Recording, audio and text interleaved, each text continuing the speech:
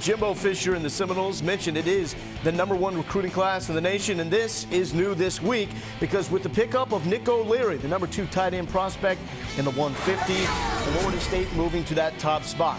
For the first time this year, you have Texas not in the #1 spot. They slide down to #2.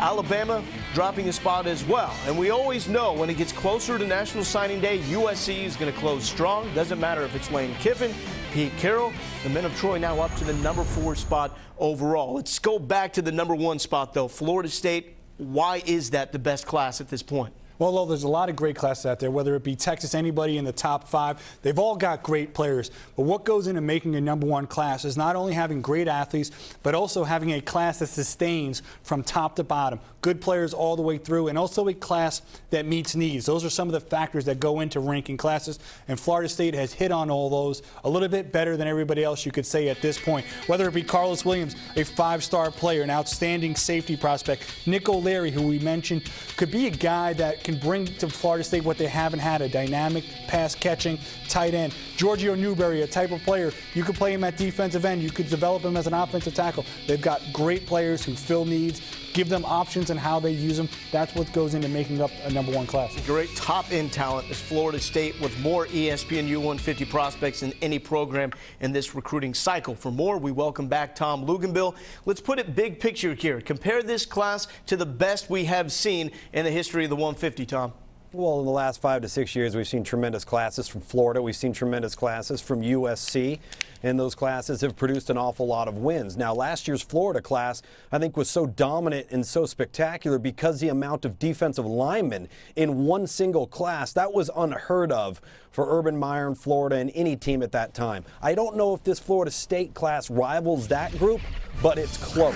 And if you look back to the 2008 and 2009 class, a lot of good players on the top half of the class. I think this class, headlined by Carlos Williams, is a class that's got much better depth from top to bottom as far as being players that can continue to help this program rise and head in the right direction. So you take a Carlos Williams, who I think is the most college-ready guy in this prospect, all the way down to a Bobby Hart, who's just a 16-year-old offensive tackle that's got tremendous upside and a huge ceiling for development. So as Craig said, meeting needs, upgrading your talent level, and more importantly, Jimbo Fisher and this Florida State staff going back to December of '09, leading up to this point and seeing how the dominoes have fallen, have made Florida State relevant once again on a national level, and they have changed the perception of Florida State in regards to what Florida has accomplished in the past, where Miami is now, and right now in the driver's seat is Florida State and Jimbo Fisher. And by the way, for signing day, Lowell, I don't want you tricking me into drinking any fluids. Well, I think something tells me you're already ready to go. Tom Luginbill, he's holding it down as always, National Director of Recruiting for the ESPNU 150. You see what's left for Florida State out there on the recruiting trail. For more, we welcome in our insiders, Jamie Newberg and Corey Long. Jamie, let's start with you. Tony Stewart, the #1 inside linebacker in the 150. He is scheduled to make his announcement here on the U on National Signing Day. Where are we seeing that it could go down to?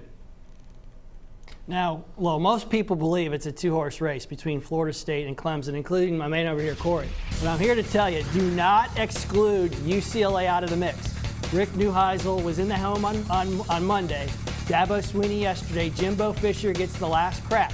Now, I will say this. The Bruins trail Clemson and Florida State, but he's still realistically thinking about all 3 schools. He's going to hunker down with Mom at the home this weekend and try to come up with a way to figure out what he's going to do come National Signing Day. He is that torn right now.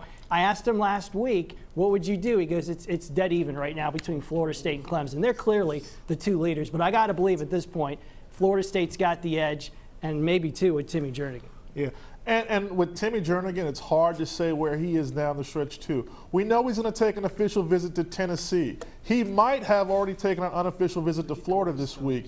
Nobody knows. His head coach, Craig Howard, isn't even sure. It's only 40 miles south on I-75, so there's a very good chance he was in Gainesville at some point this week. We do know, however, on signing day, it's going to come down to Florida State, LSU, Florida, Tennessee, and even quite possibly Alabama. Where he leans, it's hard to say. He has a great relationship with Odell Haggins, who's been recruiting him from Florida State. His mom and him seem to love their official visit at Florida State last week. Everything right now seems to point to the Seminoles.